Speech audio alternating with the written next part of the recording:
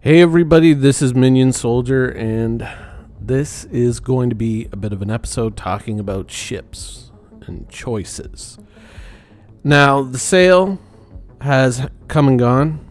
You've perhaps purchased a ship, and maybe you've just bought a ship that, for whatever reason, you like. For whatever reason, it speaks to you. But consensus out there is that your ship is probably not the best ship. It's not the greatest ship. It's a less than optimal choice. Now, me personally, I prefer the things that are less than optimal choices.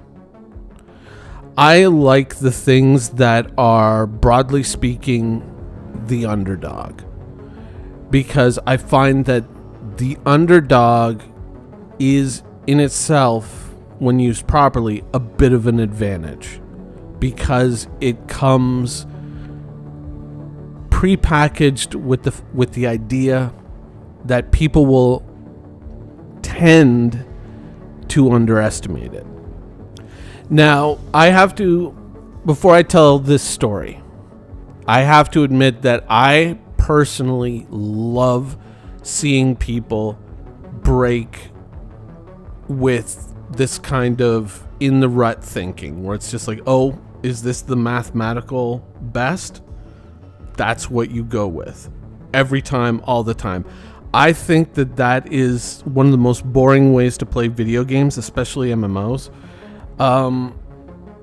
And so I naturally rebel against it. If someone were to tell me, oh, this is the best tank, I'd say, oh, well, then I'm going to go play that. And I want to do that well. So I'm going to tell you a bit of a story here. We're going to step out of the Star Citizen universe. I'm sorry. And I'm going to relate an event to you. And just to give you an idea of the value of not being stuck in, or not being trapped by someone else's theory crafting. So many years ago now, well, how many years really? About 4 at this point, I think. I was playing WoW. And in doing so, I had chosen a less than optimal character and class. So I had picked, quote unquote, the wrong race. I was playing a fairly decent class, but I was playing the entirely the wrong spec for what is considered to be the optimum. But I enjoyed it. I thought it was absolutely fun, that it was just absolutely rip-roaring gameplay, and I couldn't wait to log in every day and, you know, go and do the raid or whatnot. And I just, it absolutely was just kind of, it was one of those things where you feel like you're almost kind of like running home to get to the computer to just jam. And it was awesome. It was absolutely awesome. But in this guild that I was in, we had this DPS officer who was just absolutely the worst. Totally stuck in his thinking. Oh, okay, what is this? What is that? What is the other thing? Oh, then everyone must be this. Everyone must do that. Must. You must follow my rules. Blah, blah, blah, blah, blah.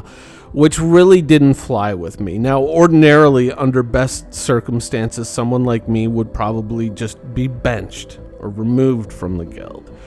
But luckily for me, WoW was doing really badly at the time, and sub numbers were dropping like a rock.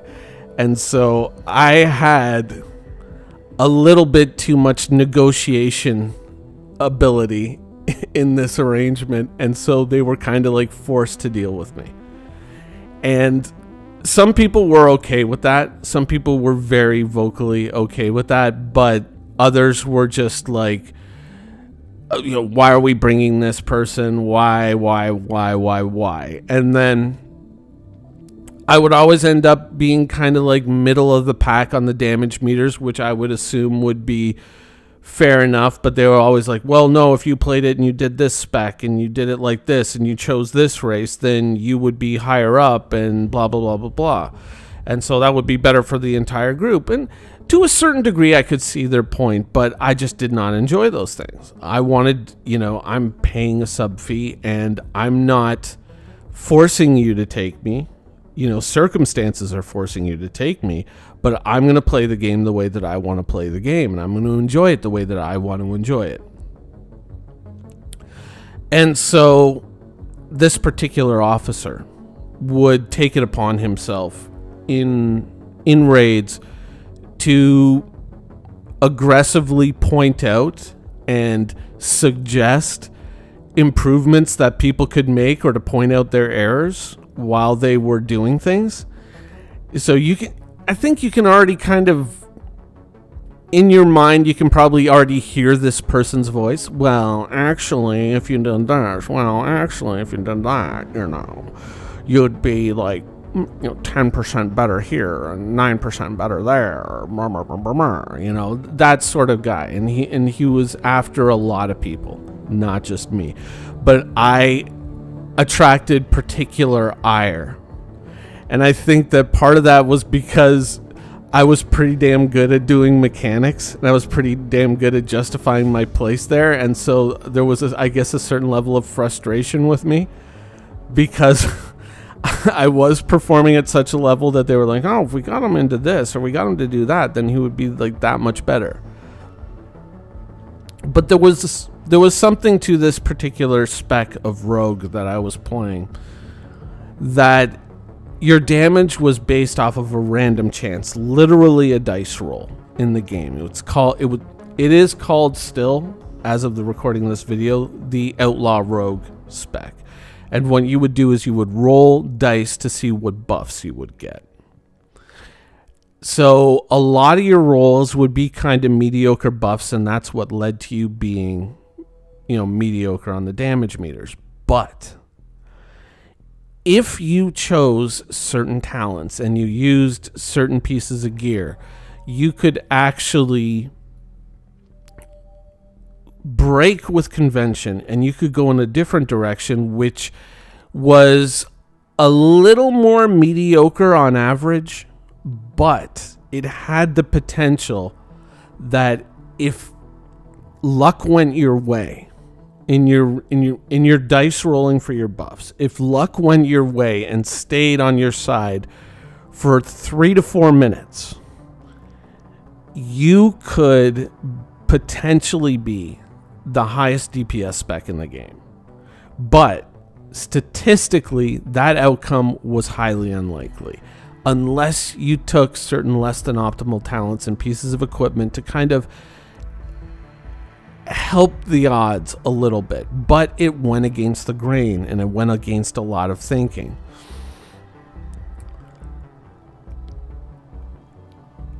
One day, we're in there, and you know, this person, of course, is, you know, checking everybody out, inspecting them, and this whole routine, right? I can almost tell that you're probably already kind of not digging this dude already. And after he had done all this, I used what was it, like a Tome of the Clear Mind or whatever, and I changed my talents, and then I swapped my gear to this, you know, air quotes, less than optimal build right before this big heavy duty AoE, lots of enemies massed together fight. And I chose this less than optimal performance build that had this potential to just go through the stratosphere. And luckily, what I had done had been totally missed.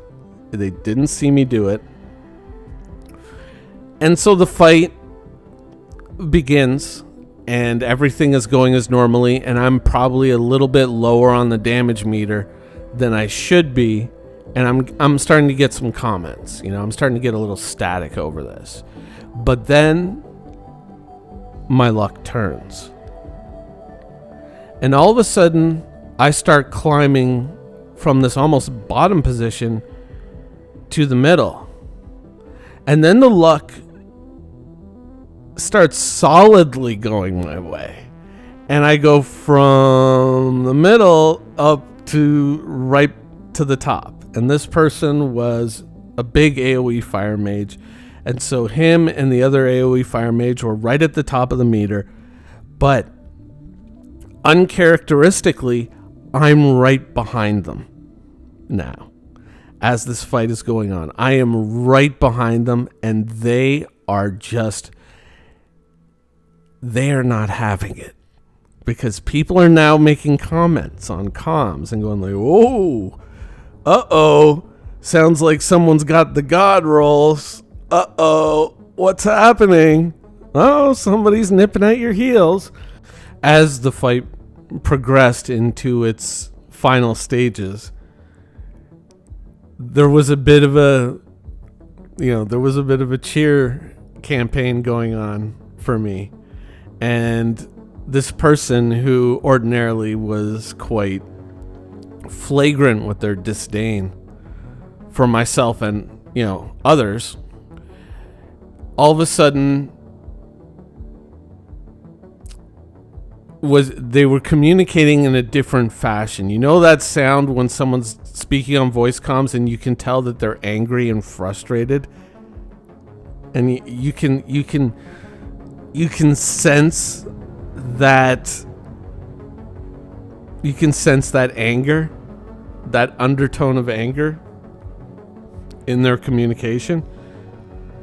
That was very present, which of course only drove everyone on comms that much more. As things progressed, all of a sudden we were just neck and neck. And then I passed him.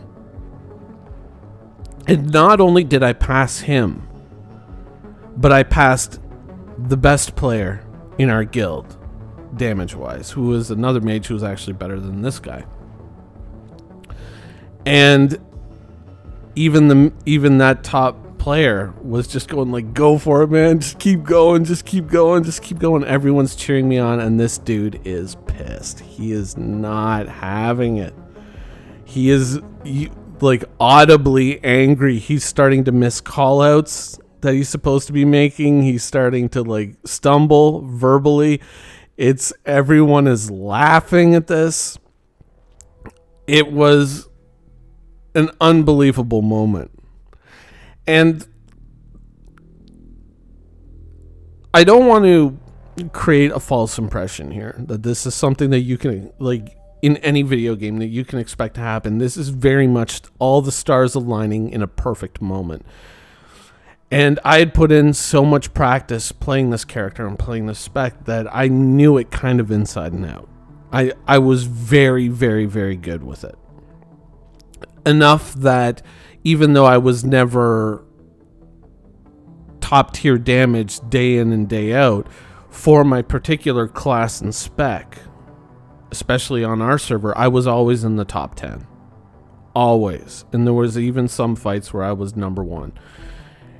It took a lot of degenerate hours devoted to the game to kind of get to that point, and I have since pulled back from that sort of stuff. But if you like something, you can, in certain circumstances, make it work for you. Not everything is going to be the optimal choice. Not everything is going to be perfect for every situation, and there is certain truth to what people say when they say this is optimal, this is the best. If you want to have this, go with this. If you want to do this, go with that. But I would argue that going against the grain it has a lot of potential in terms of being the thing that people least expect to survive, or that people least expect to succeed, people kind of,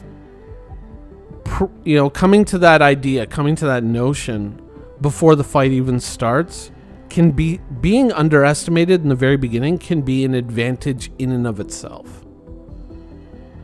Being the player that people, or being the character of the class or whatnot that people tend to think isn't going to perform well, can sometimes be, it can mislead people into underestimating you and them making less than optimal or just making lazy choices, which you can then take advantage of. In a world like Star Citizen, you have to remember, and this is one of the biggest problems that I would say goes into a lot of the ship theory crafting that I see, is that everyone kind of assumes that we're playing Arena Commander. Everyone just kind of assumes that, oh, I have the exact perfect answer to that setup right here, right now, in my pocket, and I can just pull it out anytime I want. But the truth of it is in Star Citizen, no, that's not going to be true. You might be 5 or 6 star systems away from where you have all your gear and all your resources and all your equipment, all your ship components stashed. It might take you 20 minutes to fly out to where something is happening, only to get there and figure out that you're 100% cut right down the line, best in slot, perfectly built ship doesn't have enough gas to get home now, or gets to the fight when it's too late to really influence things. Thinking out of the box and doing things in ways that people least expect them to be done is, especially in an open world PvP game, is such an advantage. You really can't overstate it, that if you sit there and you try to analyze a game like Star Citizen or any game like that from the strict point of view of, we both have access to anything and everything, and we can just kind of pull this out of our pocket whenever we want and just do optimal damage in an optimal situation, then you're kind of lying to yourself. And I would say that also, I kind of tend to respect players more who deliberately go against the grain but then also succeed, who put in the work to succeed whilst going against the grain. I think that deserves way more props and way more respect than, just kind of doing what the crowd is doing and just kind of following everyone else. So if you're walking out of the ship sale and you've got a ship and you love that ship, and you're sitting there and you're going, this is it. This is, when I was a little kid and I imagined owning a spaceship, this is the ship that came to my mind, or this is eerily similar to the ship that I was imagining. And so I want to, I want this to be my ship. I want this to be my, my answer to, the Star Citizen problem, as it were. Go for it. Go for it. Don't worry about what other people are going to say about your choice. Go for it. Just understand that you're going to have to put in a lot of work to make that thing really dance. But the benefit to that is also that when you succeed, because you succeed in a way that most people don't expect you to succeed, it makes that success so much better. Thank you for watching. So if you want to keep up with the latest and greatest in Star Citizen and Squadron 42's development, please follow us on our social media channels. See you soon.